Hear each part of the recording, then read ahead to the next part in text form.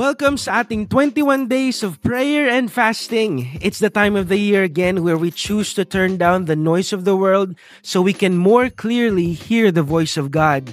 Kaya naman as a church, we have decided na simulan natin ang taon na ito with the 21 days of prayer and fasting. We made this podcast para samahan namin kayo araw-araw for 21 days sa pagbubulay-bulay ng salita ng Diyos at sa pananalangin. Ano pang hinihintay natin? Tara, let's go!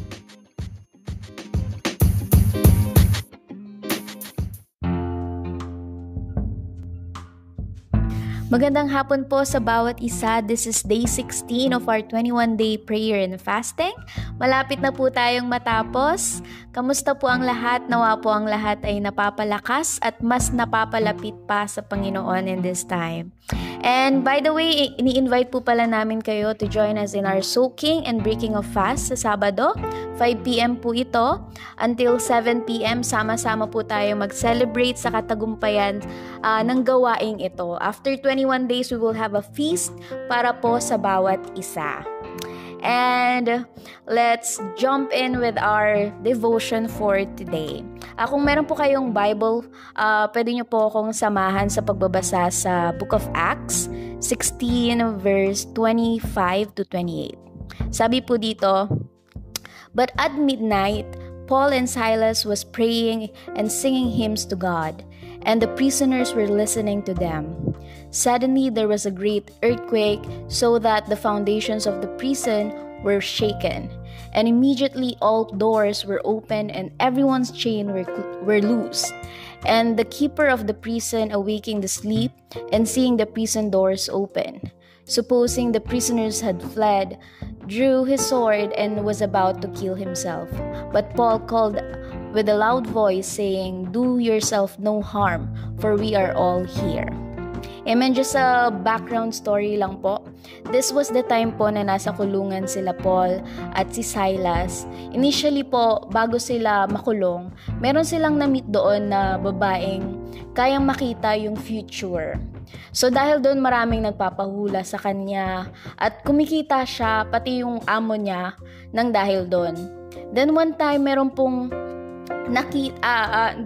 nakita nung babae si Paul tsaka si Silas. Sabi niya sa mga tao na sila Paul at Silas daw ay mga lingkod ng Diyos at sila ay sila yung magsasabi kung paano maliligtas.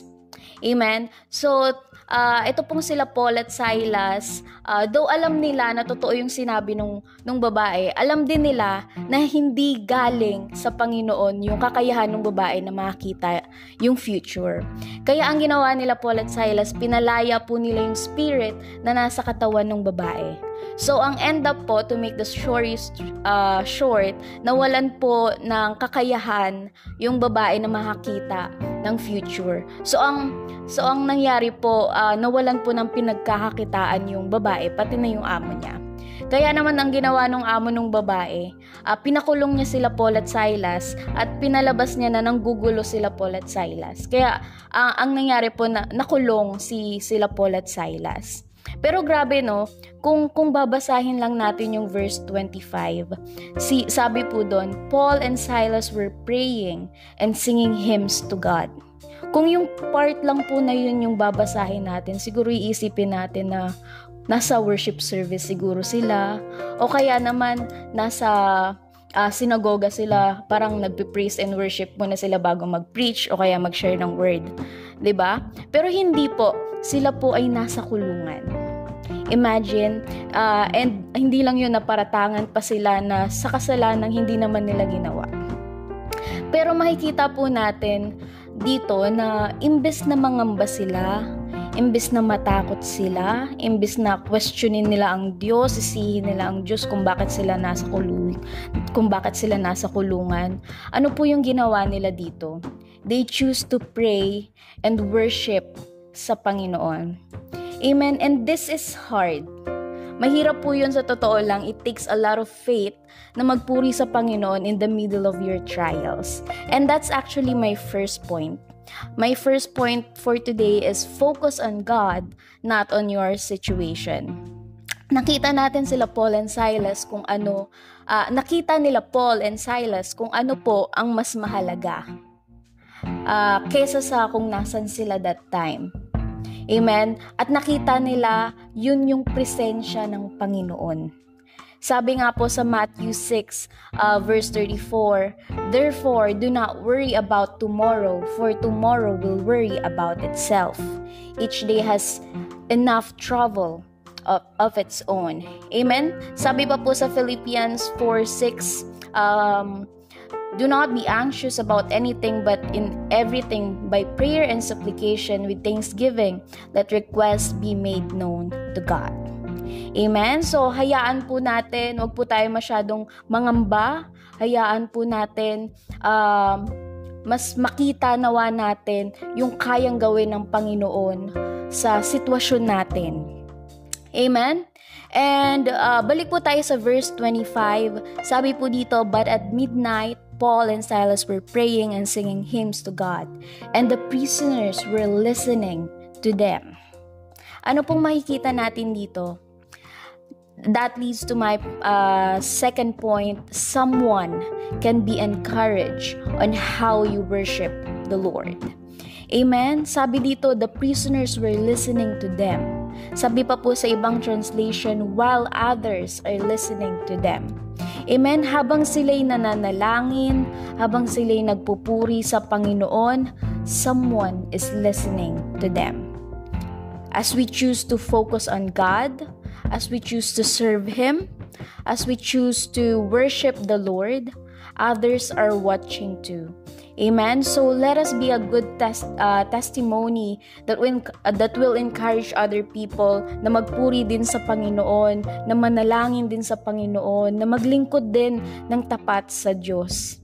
Amen? Naalala ko po nung kung paano kami mag-fasting dun sa VCC. Nagpa-fasting po kasi kami doon every first Friday night of the month. So, buong taon po yun. And then, pupunta kami sa church. Siguro pa mag-start yun ng 7 p.m. So, matatapos kami ng mga 11 p.m. na, ganyan.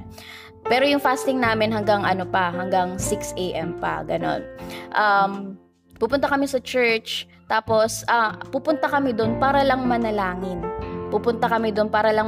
Tapos magpupuri kami sa Panginoon. Amen? And for me personally, mas nakaka-encourage yung ganong setup na mas na-encourage ako na manalangin, na magpuri sa Panginoon. Kasi may nakikita ako na ganon din yung ginagawa. Amen? Mas nakaka-encourage talaga pag may kasama ka. Amen. That's why it's good to have a fellowship with other believers and to have J-group na masasamahan po natin. Kaya naman, kung wala pa po tayong Bible study sa ating bahay o kaya kung wala pa po tayong nasasamahang J-group, welcome po kayong mag-message sa amin. Meron po tayong mga J-group leaders na tumatayo sa church. Message lang po natin si Ate Joyce, si Ate Moira, si Kuya Mar, o kaya po ako.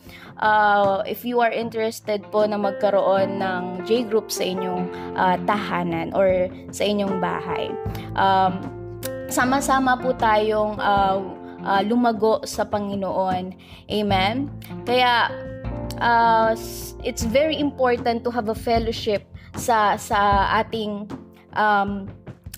kasama ang ating mga kapatiran. Even here in our church, after we encourage you to stay after ng worship service, kamustahin natin yung mga kapatiran natin dito sa church. Even sa weekdays, kamustahin natin sila.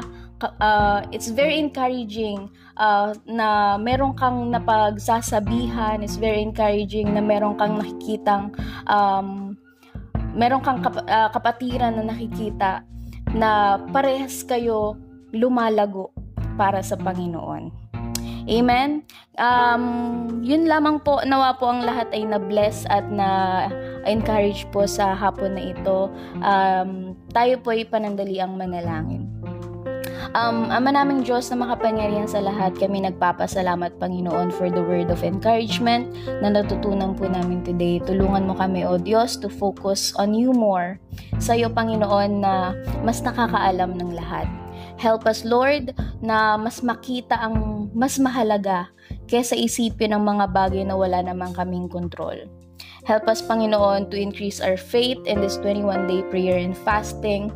Tulungan mo kami, Panginoon, to trust you more, and help us, Lord, to encourage other people too. I pray, Panginoon, that there will be someone watching us that needs you, O Lord, and they will see how you move in our lives, and they will be encouraged through our lives, Panginoon. Maraming salamat, Panginoon, and all these things we entrust to you. In Jesus' name we pray. Amen.